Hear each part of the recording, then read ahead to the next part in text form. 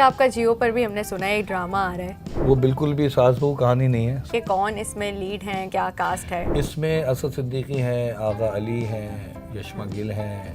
हमारे यहाँ भी एक्टर्स हैं कुछ जो कहते हैं यार ये ठीक नहीं लिखा हुआ, तो उन्हें ऐसा करना नहीं चाहिए। हर ऑडियंस के लिए काम करना है, मैसेज का काम है। सास बहू भी एक वो है, लेकिन ज़्यादा हो गया थोड़ा, मुझे लगता है इसको कम होना चाहिए। थोड़ा सा कम होना चाहिए। थोड़ा कम होना चाहिए।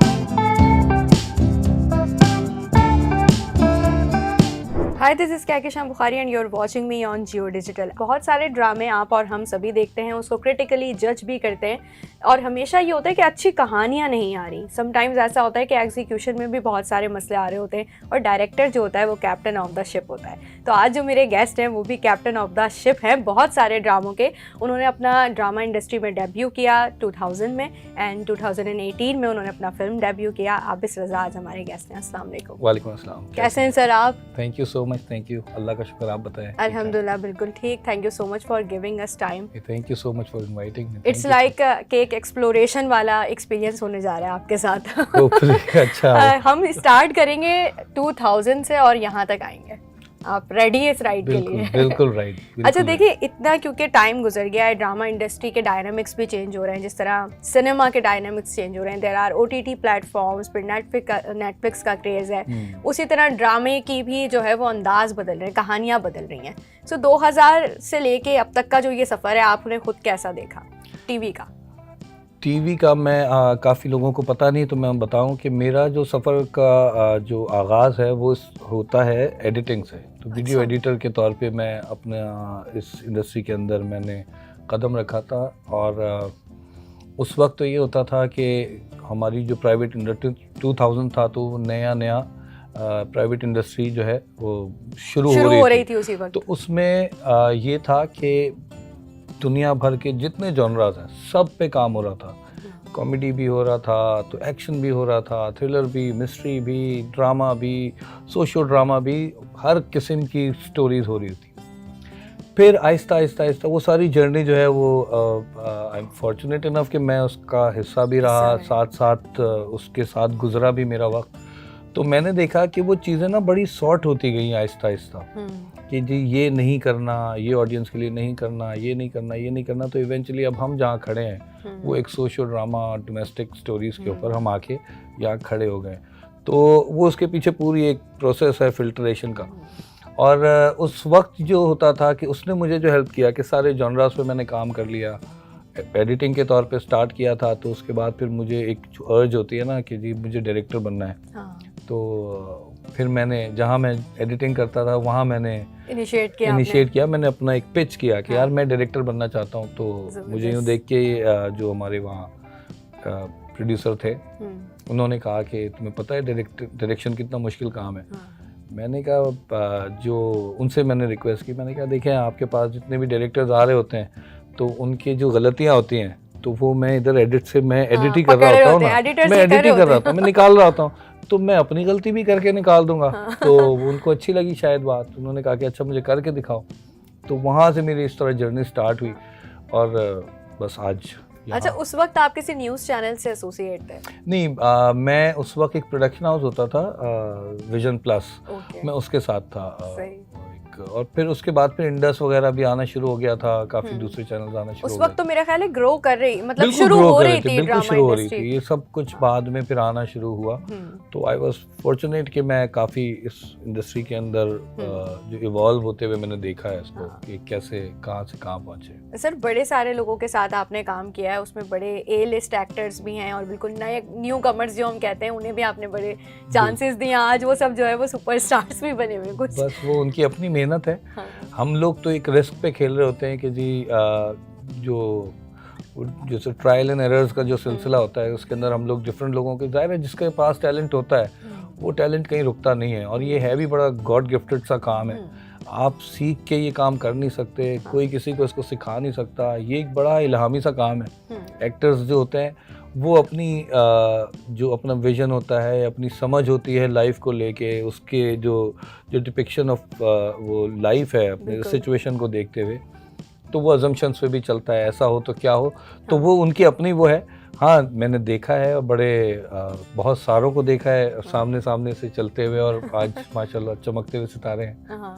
तो किसी का ऑडिशन याद है आपको कि आपने कहा ये तो बहुत मुश्किल है, ये तो आगे मतलब जा ही नहीं सकता, और वो बाद में स्टार बन गया? नहीं, मैं ऐसा हूँ नहीं कि मैं किसी को रिजेक्ट करूं, क्योंकि मैं ये सारा कुछ फेस किया हुआ आदमी जब होता है ना, तो वो डरता है इस तरह के स्टेटमेंट होता है ना जब इंसान। एग्जैक्टली तो हाँ, रिजेक्शन मैंने भी बड़ी अपने लिए भी बड़ी फेस की है। तो उस वक्त मेरे ज़िंदगी में क्या आया कि मुझे अच्छा इन्होंने रिजेक्ट किया ना, तो मैं उसके ऊपर काम कर लेता हूँ, तो मैं अपने आप को ठीक कर लेता हूँ। तो कभी मेरे सामने इस तरह का कोई एक्टर आया जिसके अंदर मुझे लगा कि यार इसमें तो कुछ भी नहीं है, तो मैं अमानत के तौर पे मैंने क्या किया कि जो मैंने सोचा था कि यार मैं भी रिजेक्टेड आदमी था, तो मैंने सोचा कि यार मैं उसको एक आइडिया दे देता हूँ कि तुम इसके ऊपर काम करो। जो जो कमियां मैंने देखी अपने तजर्बे से, जो अल्लाह ने मुझे इतना काम शायद इसीलिए करवाया कि मैं लोगों को जान सकूं, इतने सारी वेरिएशन लोगों की और उनकी पर्सनालिटीज़ की और परफॉर्मेंस की भी इतनी सारी वेरिएशन देख के, तो उससे जो कुछ सीखा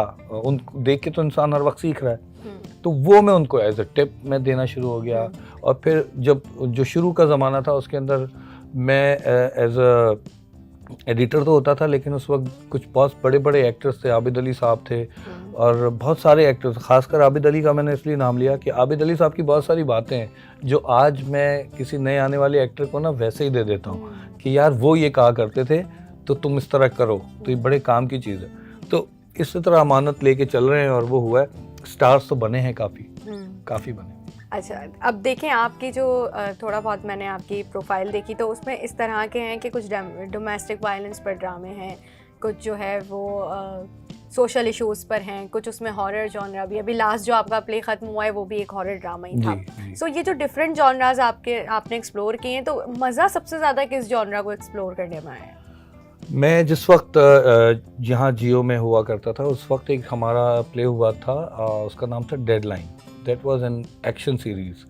तो वो सबसे आज तक मैं अगर वो कहूँ, वो और एक मेरी फिल्म थी फुटपाथ, तो मैं उसको आज तक एंजॉय करता हूँ, क्योंकि हालांकि वो बहुत हमारे बड़े कंस्ट्रेंट्स में हम बनाते थे, इक्विपमेंट भी ऐसा नहीं था, इक्विपमेंट भी बड़े लिमिटेड थे। और एक और थी मेरी 2 से 6, एक वो कॉमेडी मूवी थी, वो फेस्टिवल हुआ था यहाँ पे। अच्छा।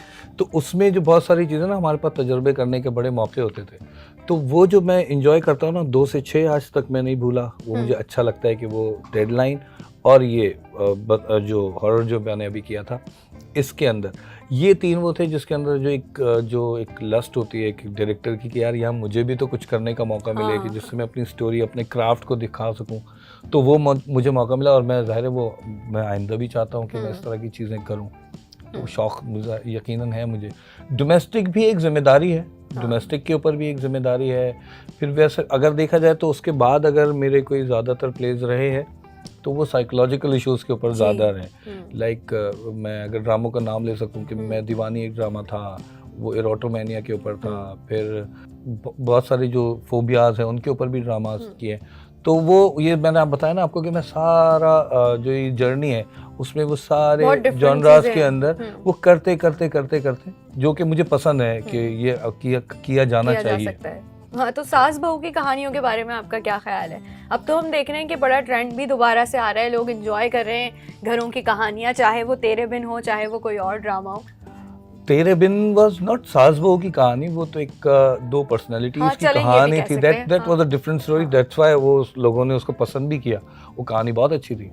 तो वो है जैसे अभी आजकल एक खई चल रहा है, वो बड़ा अच्छा ड्रामा है। तो वो डिफरेंट स्टोरी है, वो कबायली और कल्चर के साथ मिलके और वो चीज़ें, वो अच्छी चीज़ें तो आज भी हो रही हैं लेकिन कम हो रही हैं, वो ज़्यादा होनी चाहिए। इसी तरह वो भी होना चाहिए, वो भी ज़ाहिर है हर एक का टेस्ट है, हर ऑडियंस के लिए काम करना है, मैसेज का काम है। तो वो सास बहू भी एक वो है, लेकिन ज़्यादा हो गया थोड़ा, मुझे लगता है इसको कम होना चाहिए। थोड़ा सा कम होना चाहिए, थोड़ा कम होना चाहिए। कभी सीन वगैरह पर हुआ आपके साथ के चेंज करवाए हो या बोलो कि ये तो सर ये तो बदले, कुछ तो करें? अच्छा, इसकी नौबत आती नहीं है अक्सर ना, आप खुद ही बदल देते होंगे। वो नहीं, हमारे ऐसा देखिए, मैं ये कोलैबोरेटिव आर्ट है ना, तो हम सब मिलके काम करना होता है। इसके अंदर मुझे एक्टर को जब तक कंफर्ट जोन में नहीं रहेगा, कुछ कैरेक्टर्स ऐसे होते हैं जिसमें एक्टर्स को कंफर्ट जोन से अपने बाहर निकलना पड़ता है, क्योंकि यार आपके कंफर्ट के हिसाब से आपने उस कैरेक्टर को प्ले करना है। लेकिन ये जो बंदिश और ये इस तरह के जो हमारे जो सिचुएशनल बेस कहानियाँ होती हैं, इसके अंदर जो जुमले होते हैं, आमतौर पे जुमलों का मसला होता है, तो वो जुमले इतना जो तमहीद होती है का एक पूरे सीन का एक क्राफ्ट होता है ना कि जी पहले एक किसी बात तक पहुंचने के लिए एक तमहीद बनती है, तो इसका विजुअल के थ्रू तमहीद बनानी होती है। तो बहुत सारी चीज़ों के अंदर ये होता है कि वो बड़ी लॉजिकल सी बात होती है, जो चीज़ एक्टर को मुझे उस सिचुएशन को प्ले करवाने के लिए, तो उसमें हम चेंजेस वगैरह उनके कहने से पहले ही हो जाती हैं कि इसको यूँ नहीं कहना, यूँ नहीं कहना। वो परेशान हो रहे होते हैं एक्टर कि हम ये कैसे करके आएंगे, यूँ कैसे करेंगे। मैं उनके कहने से पहले मैं कहता हूँ अच्छा यहाँ परेशान हो रहे हो, ये काट देना, ये नहीं बोलेंगे, हम यहाँ से इस तरह आ जाएंगे। तो आमतौर पे लाइंस पे होता है, लेकिन कुछ लाइंस होती हैं, राइटर एक मेहनत से लिखने वाला तो मैं बड़ी रिस्पेक्ट करता हूँ कि राइटर्स की लाइन को बहुत रिस्पेक्ट करनी चाहिए, क्योंकि मैं अगर किसी को खाली पेज दे दूँ ना कि यार उस पर कुछ मुझे ऐसे ही लिख दो, तो उनसे ऐसे भी नहीं लिखा जाएगा। लेकिन हमारे यहाँ भी एक्टर्स हैं कुछ जो कहते हैं यार ये ठीक नहीं लिखा हुआ, तो उन्हें ऐसा करना नहीं चाहिए। तो मैं उनको सख्ती थोड़ी करता हूँ कि ऐसा मत कर, लाइन जो लिखी हुई है वो राइटर ने जो अपने कंफर्ट जोन से बाहर निकलो, इतना इजी काम है नहीं, इसको इसी तरह प्ले करो। तो वो टीचर बनना पड़ता है कभी-कभार, टीचर उनको समझाना पड़ता है इसकी वजह क्या है। तो वो अब वो अपनी, क्योंकि इन्फ्लुएंस इतना ज़्यादा है ना दूसरी इंडस्ट्रीज़ का कि वो बॉलीवुड का इसका, अब वहाँ, और हमारा फोर्टे उर्दू है, हम उर्दू ड्रामा करते हैं। हमारा जो मुझे अप्रिसिएशन जो मिलती है, जितने मैं जो हमारे बॉलीवुड के जितने भी जान पहचान वाले जितना भी जो मुलाकात होती है, उनके ज़बान पे जो एक बात आती है वो आती है कि यार आप लोगों की ज़बान जो ना लहजा इतना अच्छा है। और हम अनफॉर्चुनेटली यहाँ सेट्स के ऊपर मैं इन लोगों को बोलता हूँ कि एक्टर्स को, यार ज़बान मत छोड़ो, यही तुम्हारा यूएसपी है, इसी चीज़ को देखने के लिए बैठती दुनिया, तो इसको पकड़ के रखो, इसके खूबसूरती है इसमें। तो वो शीन, काफ, गाफ, गैन, कल्ब ये सब फ़र्क है, तो वो ये सारी चीज़ों का ख्याल रखो, तो वो थोड़ा सा मुश्किल हो जाता है, कभी हो जाता है। वो कहते हैं ना कि भाई वो जिसकी ज़ुबान उर्दू की तरह, इसीलिए तो ऐसे ही है। देखिए आप, उर्दू ज़बान बड़ी मीठी, बड़ी खूबसूरत ज़बान है, सारी जहान की ज़बान तो इसमें मौजूद है, सारी दुनिया की बोलियाँ यहाँ मौजूद इसमें, तो आपको सारा फ्लेवर पूरा इंटरनेशनल आपको एक हब मिल रहा है बात करने के लिए, तो आप उसको छोड़ना अच्छी बात। अच्छा, अभी आपका जियो पर भी हमने सुना है एक ड्रामा आ रहा है जी, तो उसके बारे में थोड़ा सा बताएं, किस तरह की कहानी है? और ये वो बिल्कुल भी सास बहू कहानी नहीं है, सबसे अच्छी बात तो ये वो देखें, ये वो बिल्कुल वो कहानी है, नेकी और बदी की कहानी है वो। अच्छा, कि ना पहले दिन से नेकी ख़त्म हुई है, ना आखिरी दिन तक बदी ख़त्म होगी। तो इसके ऊपर वो कहानी है, मैं ज़्यादा बता नहीं पाऊँगा, जो हमारे कुछ लीगल इश्यूज रहते हैं कॉन्ट्रैक्ट के हवाले से, अंदर तो हमें भी पता है जी। तो वो सास बहू नहीं है, डिफरेंट कहानी है, पर्सनैलिटी क्लैश के ऊपर कहानी है। और उसके अंदर एक हिस्टोरिकल रेफरेंस है। अच्छा। वो आप लोग देखेंगे तो नाम से पता लग जाएगा। एक्शन मिलेगा हमें इस कहानी में? एज सच एक्शन तो नहीं है, इट्स हल्का फुल्का सा जो लेकिन एक्शन उस तरह एक्शन नहीं होगा। ब्लेंडेड विद लव स्टोरी, ये इट्स बेस्ड ऑन ईगोज। तो ये ईगोज की कहानी है। तो जिसकी ये एक मेरा ख्याल है कि हमारा एक रेलिवेंट इशू भी है, रिलेटेबिलिटी भी है, कि हर घर में हर आदमी ऐसा किसी को एक को जानता ज़रूर होगा कि जिसके ईगोज के इशू हैं। तो सर शूटिंग खत्म हो गई है इसकी या अभी चल रही है? ऑलमोस्ट ख़त्म हो गई है, बस थोड़ा सा कुछ पैच वर्क। तो और कब तक ऑडियंस जो है वो देख पाएगी, अगर आप बता सकें? ये मेरी इतना वो अब क्योंकि ये मेरा डोमेन नहीं है तो इसमें हम लोग फिर इंतजार ही करेंगे। बिल्कुल। अच्छा, जाते जाते कुछ अगर आप हिंट दे सकें कि कौन इसमें लीड हैं, कौन क्या कास्ट है? इसमें असद सिद्दीकी हैं, आगा अली हैं, यशमा गिल हैं, महमूद असलम हैं, नवाल सईद है। जबरदस्त। ये इस तरह की इसमें इससे ज्यादा जो है वो बता नहीं पाएंगे। इससे अब आप लोग बाकी डिजिटल पे जितनी भी पोस्टिंग है उससे अंदाजा हो, कुछ दिनों के बाद आप लोगों को पता चल ही जाएगा कि जल्दी क्या आने वाला है। चलिए, thank you so much sir, बहुत शुक्रिया, आपने इतना टाइम दिया। और जितने लोग आप हमें देख रहे हैं, आप जाते जाते कमेंट सेक्शन में बताएंगे जो हिंट्स आपको मिली हैं उससे आपको क्या लग रहा है कि कौन सा ड्रामा आने वाला है जो एक मरतबा फिर आप लोगों को हैरान कर देगा। जाते जाते कमेंट सेक्शन में ज़रूर मेंशन कीजिएगा। टिल देन अपना बहुत ख्याल रखिएगा। अल्लाह हाफिज़।